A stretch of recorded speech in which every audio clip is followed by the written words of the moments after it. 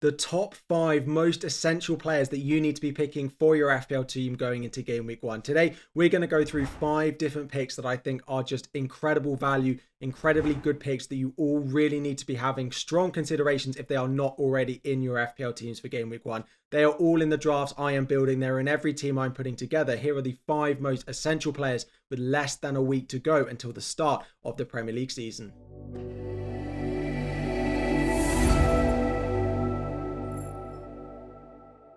What is up everyone, FPL Harry here, and before we dive in, 1063 likes is the aim. Subscribe if you're new around here as well. And today we are having a look at some players I think are essential, and they are in every single one of the drafts I am building now. Now we are getting to the point where we're seeing first team lineups. We're starting to see how teams are going to perform, who's fully fit, who's maybe not ready for the start of the season. Squad structures are really coming together. Today, I'm going to take you through 5 players who are in pretty much every single one of the drafts I'm putting together, and I would recommend all of you having them in your drafts as well. I did this video last year and there were definitely more players I could put into this, and that is hats off to the official FPL for really well pricing this season and making it very difficult to build a strong team with every single one you want to own. You just can't. You're having to make sacrifices. However, these are 5 players that I think are worth the rest of the sacrifices in your team. First off, we're going to start in defence, and that is Gvardiol of Manchester City. At the end of last season, he was the most essential player, well, one of the most essential players, probably the best defender in the entire game, playing that left wing role for Manchester City.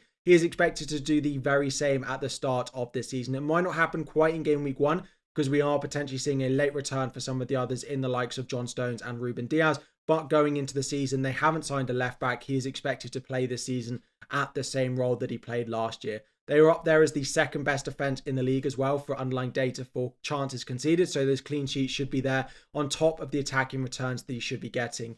He expected a return every 5 games last season, but if you cut that for the last sort of 10 weeks when he was really playing that role, he went up to about 0.3, 0.4 expected returns, attacking returns per 90 minutes, which for a defender is crazy good. Again, looking at those fixtures, Chelsea in game week 1 is absolutely nothing to fear given how we are playing in pre-season. Ipswich at home in game week 2, you're definitely going to want him in there. Again, for me, he is the number 1 defender on my team sheets going into the start of the season. Next up front is Alexander Isak of Newcastle. Now, this pick is slightly more highly owned in just over 50% of teams, but 45% of you watching this don't have Alexander Isak in your draft. If you are going without Isak, please let me know in the comments why you've decided that you don't want to spend 8.5 million on probably the best value, the best pick in the entire game, in my opinion. There are 5 players in this list that I think you should be picking, but no one ranks higher as more essential for me for game week 1 than Alexander Isak. Newcastle are absolutely flying in pre-season. They've just scored 4 more goals in their most recent friendly. Anthony Gordon also getting on the score sheet, 5.5 million. Murphy also on the score sheet as well that you can definitely look at. But Alexander Isak is the one that I would be going with. He's likely to be the most captain player in game week 1 at home to Southampton. Those first 5 fixtures as well look really good. We know how many goals they score at home, particularly against teams like Spurs. They've got Southampton in there. They've scored 10 goals in their past 2 games against Spurs. So don't let that fixture put you off. Looking at the underlying data, he has 0.99 goals or assists per 90, 0.92 expected returns per 90, which is up there with some of the best out of any player priced 10 million or less. Only 2 players in the entire league have better data than him. That is Mo Salah and that is Erling Haaland. Cole Palmer does if you look at just his starts at Chelsea last year, but of course he didn't play all of the first 7 games from the start. So for me, he is the best. He is the best striker in the game. He is the best player, full stop, in the entire game. The fixtures are great. The form is there. They don't have Champions League as well, so there's not that risk of rotation. There's not that risk of overplaying him in terms of minutes to get those injuries, which meant he wasn't as good last year as he could have been. I think Isak has the ability to be the highest scoring player in FPL this season, and I'm almost certain he could be the best value pick in the entire game. If he stays fit, of course, that's a given. He needs to stay fit. That is the reason some of you might not be going with him. But again, with the lack of Champions League football, the way they can manage his minutes this season, the way he's looking in pre-season, he just has to be in for me. We've done a forward and we've done a defender, and next up is Eze at Crystal Palace. Now, this one does come with a little bit of a caveat that if we don't see him potentially getting a move before the start of the Premier League season, which does look unlikely now, but there are still a few links with Julian Alvarez, of course, leaving, that he could end up at Manchester City.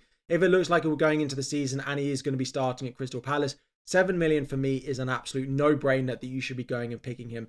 he is up there in terms of underlying data with the premiums, with the likes of Foden, with the likes of Saka, with the likes of Palmer.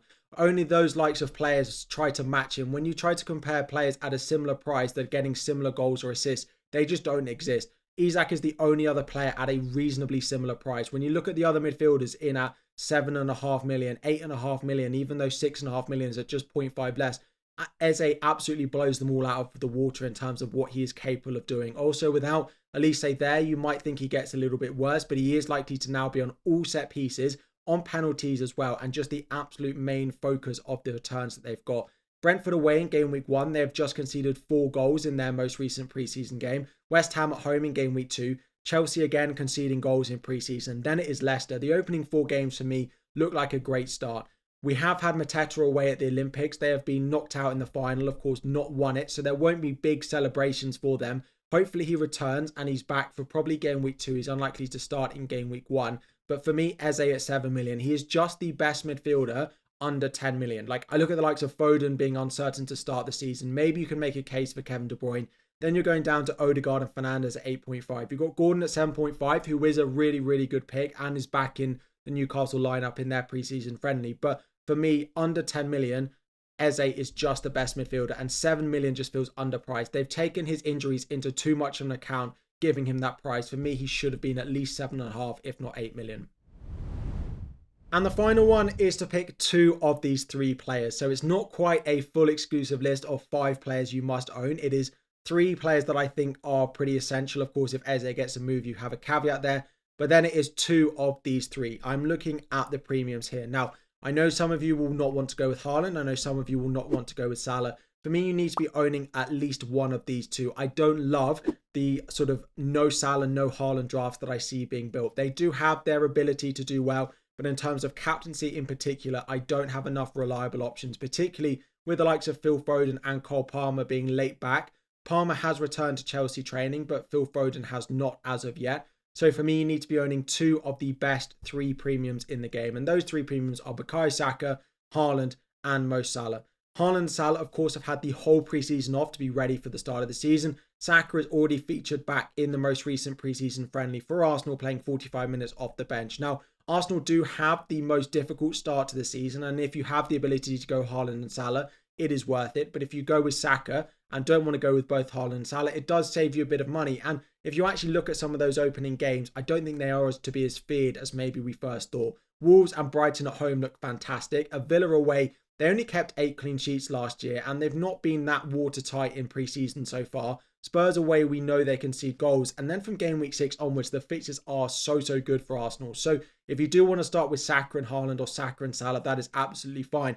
But I feel like you need to be making space in your lineups, in your drafts at the moment for 2 of these 3 at your choice, on top of Gvardiol, on top of Isak, and on top of Eze that we've already spoken about. Again, I will have an update of my draft going in on Monday morning. And again, I can tell you now that the first 3 and then 2 of these will be in here. At the moment, I'm going Haaland for sure. I'm just toying up whether I think Saka is worth it, saving 2.5 million over Salah. That is the big debate I have at the moment. Again, let me know which of these 3 you've got. I'm firmly on Haaland. I'm pretty certain he'll be in my team for game week 1. It's then just Saka versus Salah. Salah's opening fixtures, just look at them and look at that data. It's very difficult to go against him.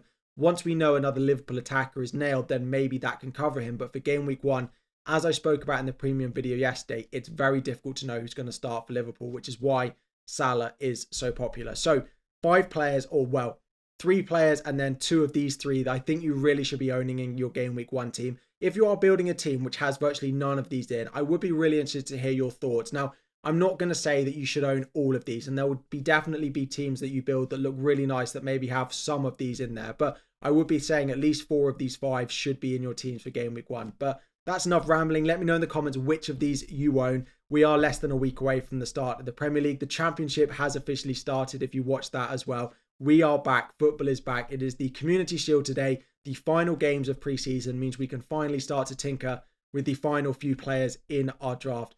Thank you all so much for watching. 1,063 likes is the aim. Subscribe if you are new around here, and I'll be back again very soon.